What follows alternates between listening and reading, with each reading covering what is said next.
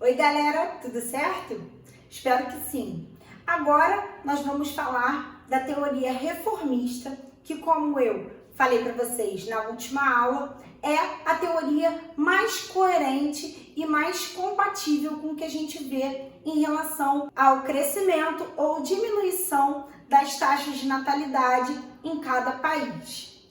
Queria ressaltar que essa teoria reformista ela vai ser elaborada também num contexto de pós-Segunda Guerra Mundial, assim como a teoria neomalthusiana. Então, nós podemos considerar que essa teoria ela vai ser uma resposta àqueles neomalthusianos que defendiam que o tamanho da população jovem era a causa do subdesenvolvimento de alguns países, porque esses países tinham que investir muito dinheiro em aspectos sociais, como, por exemplo, educação e saúde, e para esses neomalthusianos, isso acabava desviando verbas da economia, como, por exemplo, da indústria e da agricultura.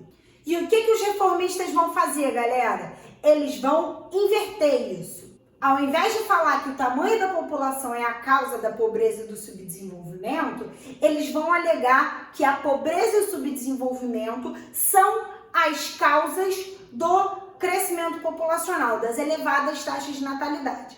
E eu quero evidenciar isso para vocês como? Estabelecendo uma comparação entre os países centrais, ou seja, aqueles que estão no centro da economia capitalista, e os países periféricos, aqueles que estão à margem e que possuem uma economia não tão desenvolvida quanto os centrais. Então, vamos começar falando dos países centrais, nos quais, via de regra, vemos uma taxa de natalidade reduzida ou em queda. Qual é a justificativa para isso, gente? Em países centrais, a qualidade de vida ela é elevada. Geralmente falamos de um IDH alto. O que é o IDH? É aquele índice que vai estabelecer relação entre escolaridade, expectativa de vida e renda per capita. E como eu acabei de falar, essa escolaridade vai qualificar mão de obra. E mão de obra qualificada tem maior facilidade de se inserir no mercado de trabalho. Consequentemente, ela vai ter uma renda mais elevada e um maior poder de consumo, o que vai fazer com que essa população tenha uma dispersão de interesses em relação a estudos, a viagens e também ao próprio setor de serviços, tirando, gente, a entrada da mulher no mercado de trabalho e o aumento da expectativa de vida. Assim, os casais, ao longo das gerações, eles vão planejar suas famílias cada vez com um número menor de filhos, reduzindo assim as taxas de fecundidade e de natalidade. Por quê? Porque ter muitos filhos significa ter um gasto muito elevado e, além do mais, filhos ocupam tempo. Então, esses casais, eles teriam que abrir mão de alguns outros interesses da vida em prol da criação de um número maior de crianças. Tá certo? Não podemos esquecer, mais uma vez frisando, que o acesso à informação ele vai ser muito importante. Nesses países centrais, a gente vai ver que o uso de métodos contraceptivos tem a ver com a própria informação que a população vai receber na escola, o que vai reduzir o número de mulheres que engravidam de forma indesejada. Por outro lado, se nós formos falar das condições em linhas gerais, mais uma vez, gente, eu estou generalizando, existem particularidades de cada um dos países. Além do mais, nós podemos destacar que dentro de um país também podem haver desigualdades que acabem influenciando nessas taxas de natalidade. Mas aqui eu estou usando exemplos gerais. Então, tratando dos países periféricos, nós costumamos observar taxas de natalidade bastante elevadas. Por qual motivo, Mirelle? Aqui, primeira coisa, a gente já vê uma falta, uma carência de investimentos sociais por parte do Estado. Então, a carência ela vai desde o acesso ao sistema médico hospitalar, ao saneamento básico, quanto à informação. Geralmente a expectativa de vida é mais baixa, a escolaridade é mais baixa e, por sua vez, isso vai refletir num IDH bem reduzido em relação aos países centrais. Se a população não tem escolaridade, ela não tem qualificação de mão de obra.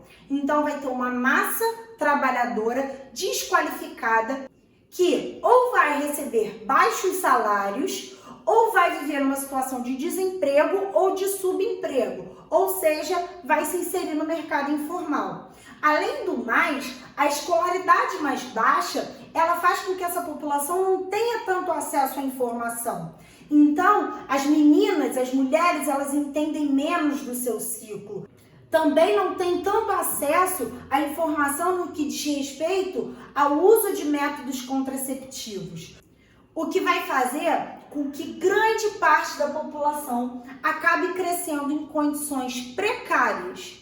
E, obviamente, isso vai influenciar na taxa de natalidade. Essa dispersão de interesses, essa inserção da mulher no mercado de trabalho, essa qualificação de mão de obra, esses planos de viajar pelo mundo, de fazer uma pós-graduação em outro país, esses planos eles não existem aqui, gente. Essa realidade aqui, ela é completamente diferente. E por mais que os planos, os sonhos, eles até existam, a materialização deles fica muito difícil. Por quê? Porque as condições socioeconômicas, elas são muito ruins.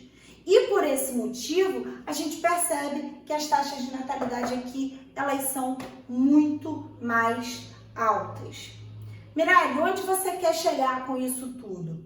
Eu quero mostrar para vocês, gente, que à medida que um país ele vai tendo um avanço nos aspectos sociais, no que diz respeito às necessidades básicas como saúde, segurança e educação, a partir do momento que a população começa a se alimentar melhor, que as oportunidades de emprego melhoram, que a inserção no mercado de trabalho ocorre, que a economia começa a se diversificar, essa população, ela naturalmente vai reduzindo a sua taxa de natalidade. O que significa que não precisa de nenhum agente externo, como, por exemplo, o Estado pregando uma política antinatalista para que isso ocorra. Em algum momento no passado, a gente pode lembrar que o Malthus viu a população na Inglaterra crescer muito, coisa que não acontece mais hoje em dia. Por quê? Porque a Inglaterra ela já está num nível mais avançado em relação ao que a gente chama de transição demográfica. Coisa que não aconteceu com alguns países do mundo, principalmente por uma diferença em relação ao processo de colonização e a vários outros aspectos históricos. Só para finalizar, por favor, não culpem a pobreza e o subdesenvolvimento de um determinado lugar, bairro, região, país, pelo tamanho da sua população jovem. Esse tamanho de população só é reflexo das más condições socioeconômicas. À medida que essa população passa a ter mais oportunidades, naturalmente essa taxa de natalidade ela vai cair. Então, ela não é a causa, na verdade, ela é a consequência. Tá certo, pessoal? Então, finalizamos por aqui. Espero que vocês tenham entendido tudo.